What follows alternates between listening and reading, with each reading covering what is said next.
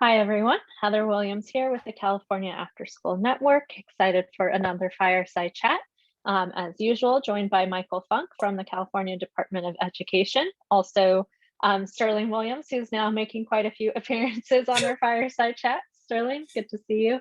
And then this week, we are very excited to be joined by Kimberly Corbin from Jurupa Unified School District and Lisa Broomfield from Moreno Valley School District. And very excited for that. We'll have them introduce themselves and chat a little bit more about their background, but very excited to have them on with us this week to just talk about the Expanded Learning Opportunities Program and how they're thinking about that and how they're moving that work forward. So before we jump into that, Michael, I believe you have just a brief policy update, a little bit of clarification for folks, so I'll turn it over to you. Yeah, thank you, Heather. And first of all, I want to say, full disclosure, we were at an event talking to LEAs on Monday, and Sterling and one of our staff, Jen Taylor, were presenting to a bunch of LEA, local educational agency people. And the organizers of the event invited these two school district people to come talk about their Expanded Learning Opportunity Program plans. And I met Kimberly and Lisa. And about 3 minutes in to their sharing, I said to myself, fireside chat this week. Fireside chat this week. I just couldn't get that out of my head. Well, then the week got busy. And so literally yesterday afternoon, I threw a Hail Mary and got in touch with both of them and called their office and frantic. And here's my cell number. Anyway, and they changed their schedules and they're here. So welcome, Lisa and Kimberly. So glad you're with us. So just a brief policy update. We've been saying for a long time, of course, the program planning guide is out. That was the nature of the last fireside chat. By the way, we've heard feedback from the field that some individuals have gathered a whole bunch of LEA people together and sat and watched that fireside chat about the program guide together, and then made it a centerpiece for discussion and brainstorming and being creative and learning from each other, with reports that it turned out very positive. So I want to encourage that kind of creativity with the resources. And we've been saying for a long time that there's more FAQs coming out. Let me be even more transparent. The first 5 FAQs that are posted are being modified and they're under review. In fact, Sterling and I just presented them to the branch executive office just about an hour ago, and they're moving forward, hopefully to come out next week. But despite our best effort and despite having been reviewed and approved by multiple layers in the state, within CDE, with outside of CDE, with the legislature, with the administration, they're not right. So there's mistakes. We didn't know there was mistakes, didn't do it on purpose. Let me give you an example. One of the questions says, can you count ACEs in 21st century attendance toward the ELO-P requirements? That's a paraphrase of the question. And we answer for the school year 2021-22 only, the attendance can, I can walk you through the next 5 minutes of explaining why we wrote that phrase, and it made sense at the time, but it was also misinterpreting one word that was in the ed code that changes that. And the bottom line is, when that FAQ comes out, it will say, yes, you can count them. Every year, in a year, you can count ACEs, 21st century elementary middle, towards the ELO requirements. And by the way, the reverse is true as well. That's why this is one comprehensive program. So we're going to hear more about that from our guests. So I just wanted to say there's a continual learning with this.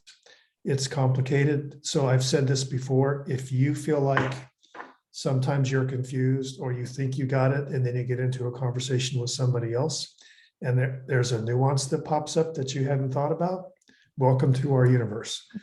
But to the extent that that happens, we're going to be transparent. We're going to let you know, and we're going to correct it, and we're going to keep on our own continuous improvement process.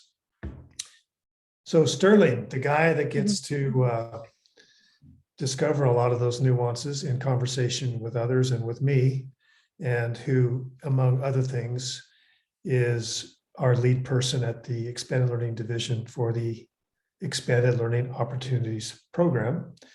Going to turn it to you, Sterling, to kick it off with our guests.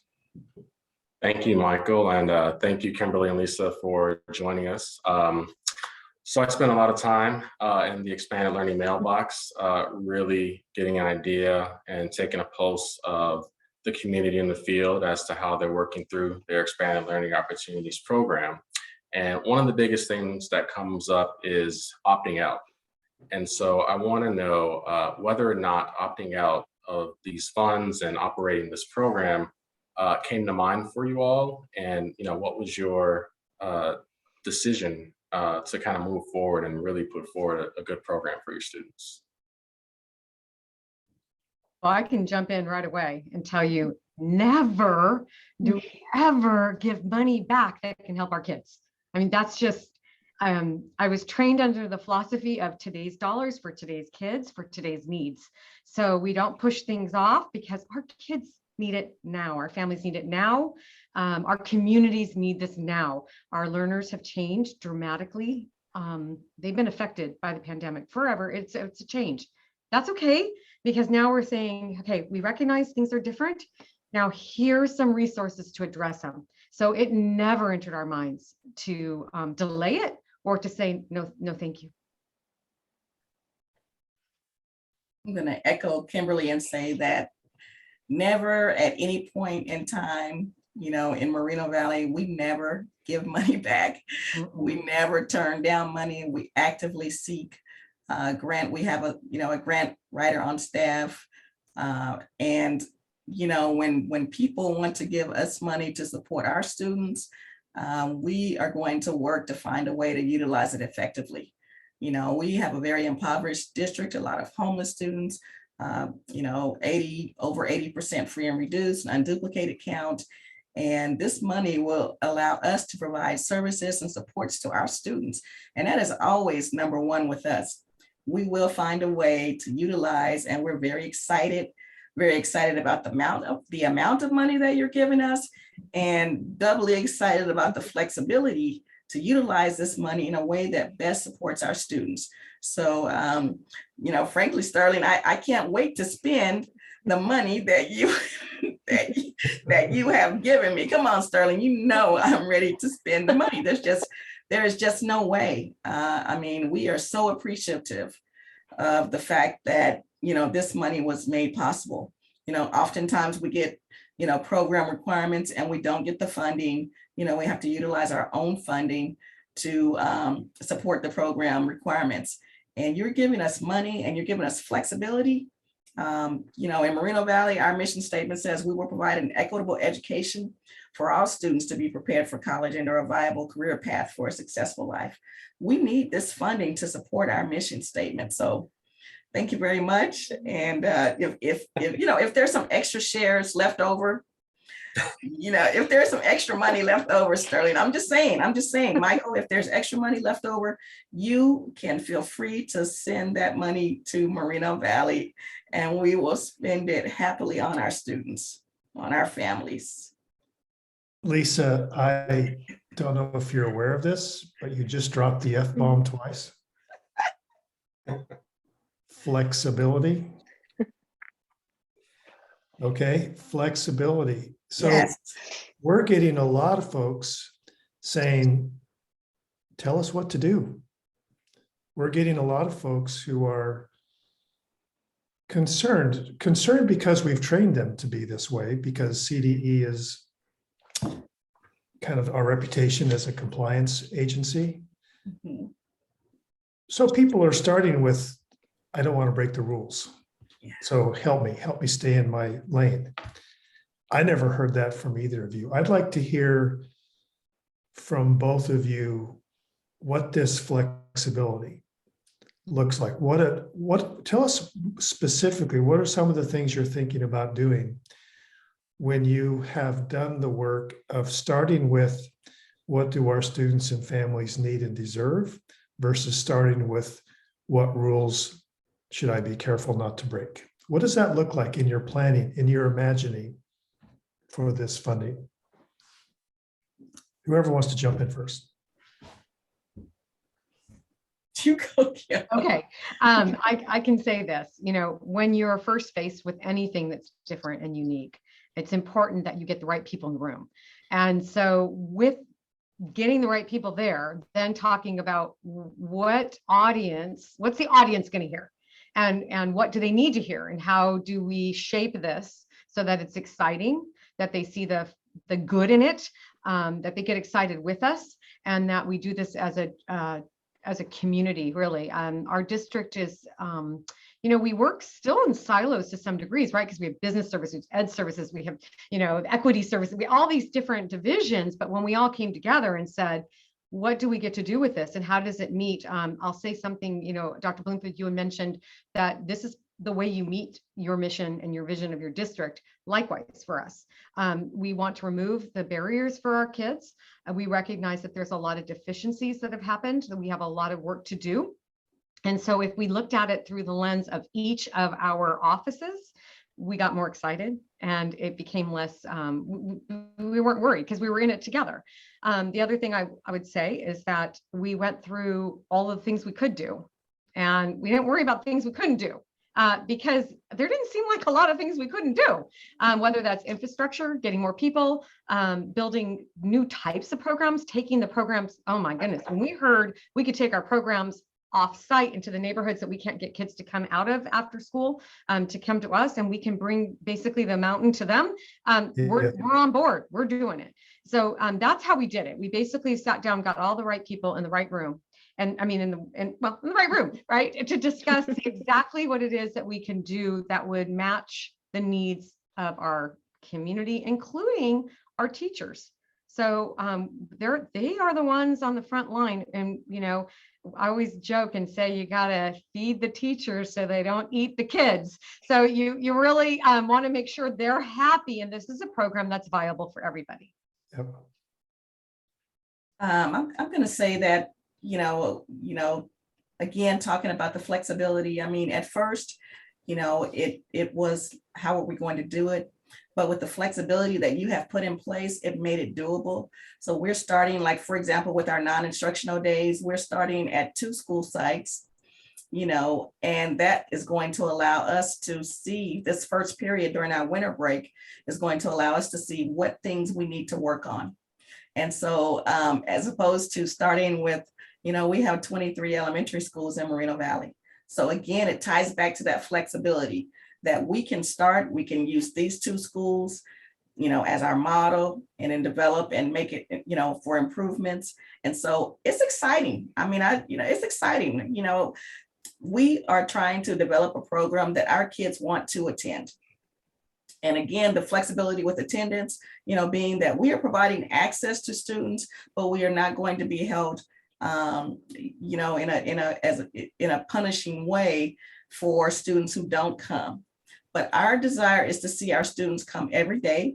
And I was just on the phone booking Kona Ice. I don't know if you guys know Kona Ice here is Kim's nodding because she knows that's the snow cone truck that comes out to the sites. And so we're booking our Kona Ice for that first week so that, kids, especially elementary kids, I mean, it's all about the incentives and making it fun. And so I booked Kona Ice. We have field day that week. We have a consultant coming in that's going to do a field day with both our schools, and at the same time, we're going to have things like, iReady online program for our, ELA and math, we got STEAM activities, we're doing robotics. So it's all about hands-on activities in a supportive way. I mean, we were so worried during pandemic when our kids were at, we have a lot of latchkey kids. That's old school term because I was a latchkey kid. So, I don't know what they call it now. They say that parents this is kind of like a bedroom community. I think that's more the terminology they use now. But we know that we would have kids at home. We are going to provide a safe and supportive environment for our students to come in January. And we are so excited. We're so excited that we can do it. And it's going to be a great program. I'm going to take some pictures for you guys so I can send it off to you. But we're very much looking forward to providing this program for our students. There may be pizza involved. I know there's going to be snow cones involved, but there's going to be a lot of learning that goes on in a way that does not, that encourages our students. It's not going to be a duplicate of the instructional day, but it's going to be full of social emotional learning support, mindfulness moments, teaching our kids how to, not be stressed and, learning techniques to support their behavior in the classroom. We've missed a lot, as Kimberly said, we've missed a lot of class time. And so we're excited to be able to provide our students and families. Our families are going to be so extremely grateful. And I will tell you that the two principals that we're starting with, they are so excited, to do this program. One emailed me today and said their librarian had agreed to come in those days. The library will be open. They'll be in the library checking out books and doing literacy activities. So, I thank you. So Lisa, just for the sake of our viewers, when you decided to do the Kona ice truck, at what point did you email CDE to get permission? I did not, because CDE, you did not email CDE? I did not ask CDE. I did not ask CDE, can I call Kona Ice? Sterling, write it down. Moreno Valley gets a visit with it. I'm coming to field day. I'm visiting, so I'll be there. We're excited. No, I'm just illustrating the point that if you're spending money to support students and families, and you're spending money outside of the regular school day, if it's according to your plan, you don't have to get permission. You just move. I want to say something, mention in the early days, many of you know that I had a couple of decades in San Francisco running expanded learning programs in partnership with first San Francisco, then Oakland Unified. And in the early 90s, early to mid 90s, one of the things that we recognized, because we were taking a community youth development approach, we were community workers as well as partnering with the school. So it was a lot of different community projects. But one thing we knew right away is that some of the students, some of the kids that needed the support the most wouldn't stay one extra minute on campus. There was nothing you could do to convince them to stay, because the campus, to them, whether it was or not, their perception was, this is a place where I'm not seen. This is a place where I'm not known. This is a place where I've gotten in trouble, and I'm out the door as soon as I can. And this was a middle school. I mean, it's a bit different for elementary school, but it's still some of the same. So taking a community strategy, this is in the mid 90s, we not only, and this was before the ACEs, this was before the public funding, we not only set up school-based programs for after school, but we rented a storefront. And specifically, part of our strategy was to go off campus. The kids that were hungry for loving adult connection, they didn't, for whatever reason, they saw the school as the institution. But when they got to this storefront, they were able to let caring adults love them and care for them and support them. And some of them were involved in the juvenile justice system, and some of them were involved in very difficult family situations. All of them were responsive to love and to care. And they just needed a safe place to do that. And we just have to realize that for some kids, I don't care what we do or what we say, for some kids, staying at school longer doesn't feel safe to them.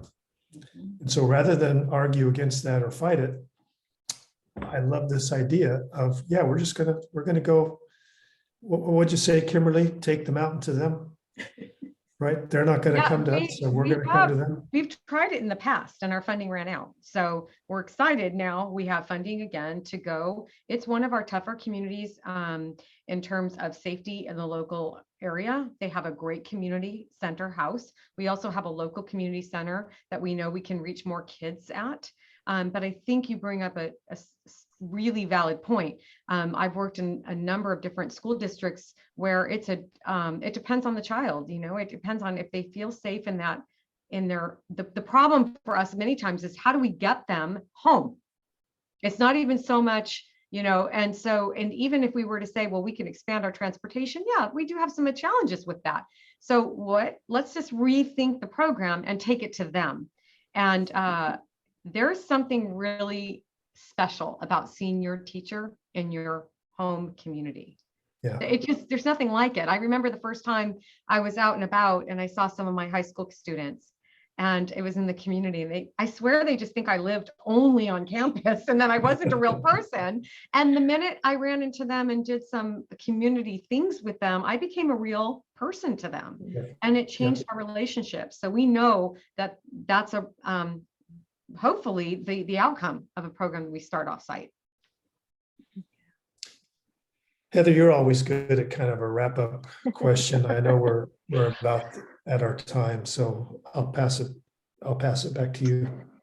Yeah, thanks, Michael and Kimberly and Lisa. It's been really great to hear from you both. And as excited to hear at the start that you never thought about giving the money back and that you immediately wanted to put it to use. But we do know that, some districts a lot of districts are feeling overwhelmed. There's a lot going on. There's multiple new funding sources, and that's exciting, but also overwhelming. And just navigating all the things that COVID has brought can be very overwhelming. And so, I guess I would kind of end where we started and asking you all for your advice to those other districts who maybe have thought about giving the money back. Like, what advice would you give to them to reconsider that? And of course, we know they can't give the money back. You can't opt out of this program. But if you're coming from that place, then this money feels like something you have to do versus an opportunity. So what advice would you offer them to kind of help them see this as more of an opportunity? And how might they get started? I would say, go slow to go fast, because with the flexibility in the program, if I was thinking in January, we're starting with 23 schools, it's a little overwhelming. But because of the flexibility to start and then grow the program to meet those, those guidelines, I would say start small, pick either a feeder pattern or something like that, or partner, start with just a few schools if it's a large district, and see how things go. You could partner, you could have 2 schools on a site, so they're supporting each other. And the thing I didn't talk about today was, we are extremely grateful to partner with Think Together, our community partner, and that also makes it a lot easier for us to implement this program, is partnering with, if you have a community partner. So I definitely recommend a community partner and just chunking it so that it's not overwhelming for any one person at a time, and just, go for it. And I'll add to that. One of the things for me, I felt it was really important as a leader that, like with anything I do, I need to have clarity. Exactly. And I think that was the scariest part, and why we were clinging on to every word and looking at those FAQs and everything, because we didn't know. I was like, I was playing a game, but I didn't know the rules yet. So I was ready to play, but help me. So one of the things I did is we made sure we had just like these, you can't see them with my little blurry camera, but little cheat sheets that tell me exactly what each of my pots of money allow me to do. So that, first of all, it was clear, because I think I was talking ELO, ELOG, ELOP. I mean, my goodness, I was so confused. Once that became clear and I made it, I Kimberly'sed it, okay, then I could speak to people about it and get them excited. And I would just say, don't do it alone. make sure that your team is with you, and then start reaching out. Part of our distributive leadership is super valuable right now. We got to build the capacity and people around us so that they too can be excited. And I have teachers now willing to just volunteer their time as part of just their altruistic behavior of saying, I see where this is really important. So don't minimize ever what people are willing to do. Just because we feel overwhelmed, I've learned that my overwhelmness doesn't need to be your overwhelmness, and vice versa. We can help each other through that.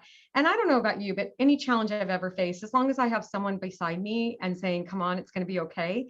Not having the audit this year is huge. But the reason for us is because we need to discover right now where our challenges are. We don't really exactly know where they are. We're kind of, suspecting. And Lisa, we too are capitalizing on the relationships we already have. I mean, let's go for, as I always say, the low hanging fruit first, and then let's make it more challenging as we feel more secure. But knowing that we have partners with us and guiding us, I think we're not alone. And I don't want to, I figure whatever I try right now, I'm going to hear like, you pushed it. That's great. Let me know that now. Right. So I feel this is the safest I have ever felt, to be honest, in using money. It's unprecedented. If your answers are changing, then I feel pretty good, because that makes me realize that I'm not the only one that's kind of figuring this out. We're all figuring it out. So that feels actually safer to me, to know that it's not just all clear. There is room for being human in this, as long as our intention remains on our students and what our families need. I feel good. I feel good too. Well, I want to thank you both for joining us today, but also for your leadership in your districts. Being an employee of the California AfterSchool Network, I feel like the quality standards are just like something that's like deeply embedded in me. And as you both were talking, I'm like, safe and supportive environment. You all like unintentionally just really went through all of the different things that make our programs high quality. And so I appreciate you all for the work that you're doing, the leadership you have in your district, really elevating the importance of start small, start where you're at, figure out how to grow it, test things out, explore that. You've got the flexibility this year, figuring out how you grow that over time. Partners, the community partners, engaging your community. So many gems during this conversation. So yes, just much appreciation to you both. Lots of appreciation to you, Sterling, not just for navigating the waters of the inbox, but for all the work you do.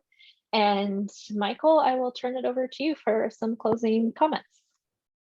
Yeah, a couple things came to mind when you said, Lisa, go slow to go fast. We actually made a decision not to put a due date on the program planning guide. I love that too. And actually we got some energy back to us that was like, that's not rigorous enough. Like the LEAs are just not going to do it, because you didn't put a due date on it. They're which isn't exactly thinking the best of people, but we wanted you to take the time to do the plan, do it once, modify it again, whatever. At some point, it has to be approved by the local governing board in a public meeting. That's accountability enough for me.